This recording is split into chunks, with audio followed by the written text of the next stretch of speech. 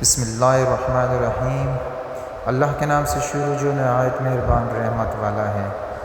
Video شروع کرنے سے پہلے میرے آپ سب بھائیوں سے اور دوستوں سے گزارش ہے کہ میرا چینل ضرور سبسکرائب کریں اور بیل آئیکن پر کلک کریں تاکہ میری ہر آنے والی نئی ویڈیو آپ تک پہلے پہنچ سکیں۔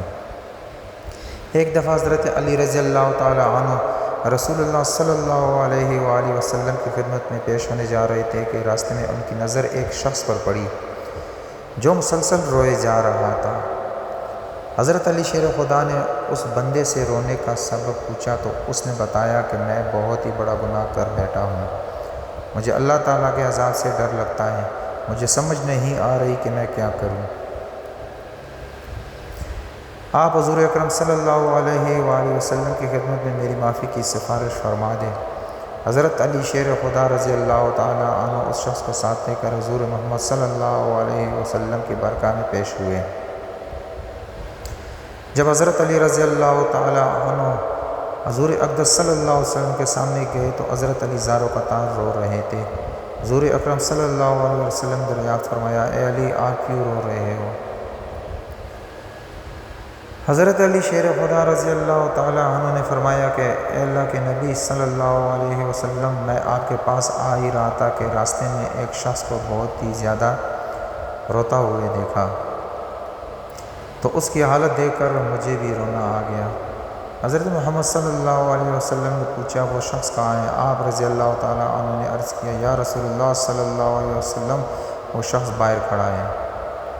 حضور اکرم صلی اللہ علیہ وسلم نے اس شخص کو اندر آنے کی اجازت دی تو وہ بندہ آپ صلی اللہ علیہ وسلم کے سامنے پیش ہو کر اتنا رویا کہ رسول اللہ صلی اللہ علیہ وسلم نے اس بندے سے پوچھا، اے نوجوان کیا ہوا ہے، تم اتنا کیوں رو رہے ہو؟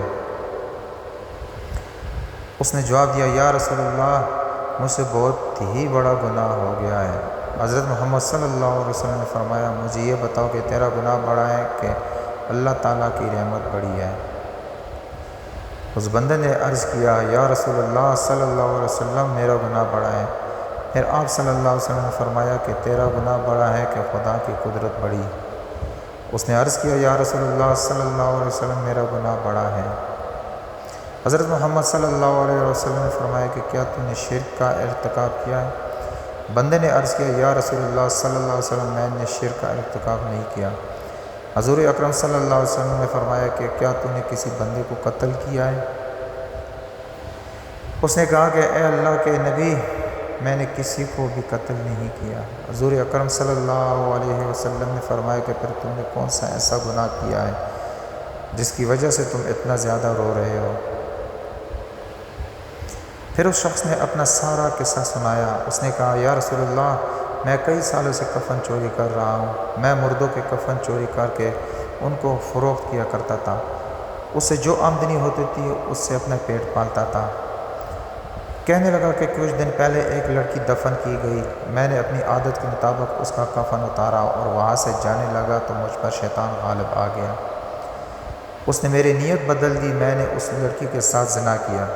جب میں نے زنا کر کے اٹھنے لگا تو میں نے ایک آواز سنی کہ جیسے وہ لڑکی بول رہی ہے، اے بدبخت بندے، تو نے مجھے مردوں کے درمیان ننگا کیا، تو کل قیامت کے دن بدکاروں اور زانیوں میں تیرا شمار ہوگا، اللہ تجھے بھی سب کے سامنے ننگا کرے گا۔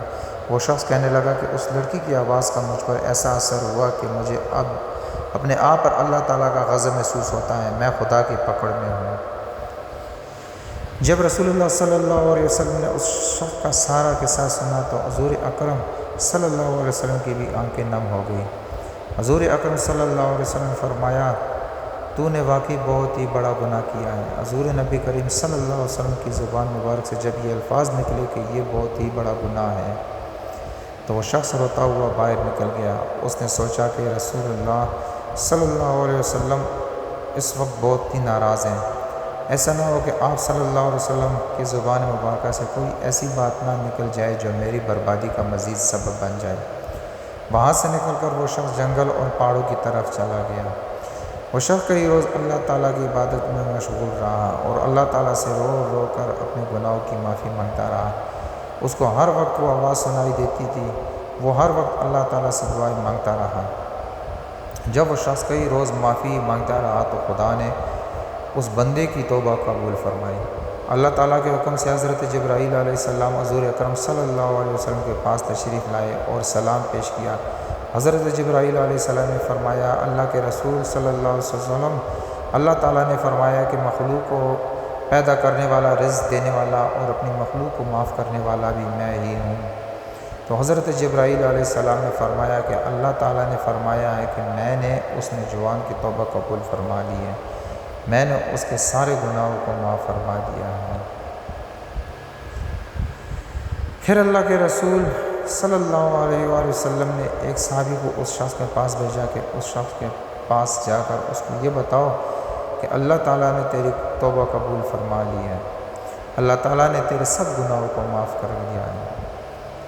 دوستو، اس واقعے سے ہمیں یہ سبق ملتا ہے کہ ہمیں سچے دل سے اپنے رب سے اپنے گناہوں کی معافی مانگنی چاہیے۔ اللہ تعالیٰ بڑا رحیم و کریم ہے، معاف کرنے والا ہے۔